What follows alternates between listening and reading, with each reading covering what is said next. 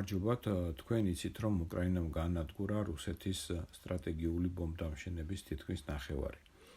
ეს თვითმფრინავები წარმოებული იყო ჯერ კიდევ საბჭოთა კავშირის დროს 50-60-60-იან წლებში.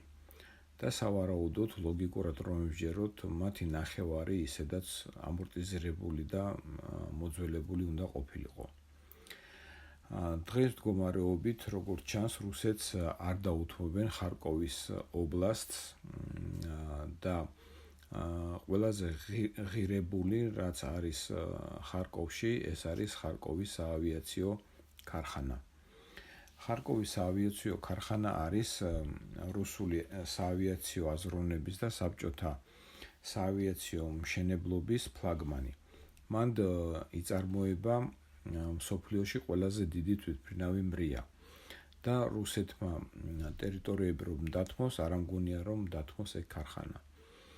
და ამიტომაც მე ვთვლი რომ ეს აქცია მოწყობილი იყო რუსეთის სპეცსამსახურების ჩართულობით, მათი მოყრუებით,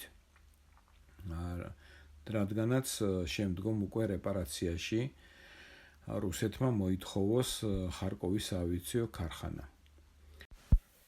გამოიწერეთ და გააზიარეთ არხი, გააკეთეთ დონაცია, ხელი შეუწყოთ არხის განვითარებას და მეკბირდებით, რომ თქვენი აზროვნება უფრო საინტერესო გახდება.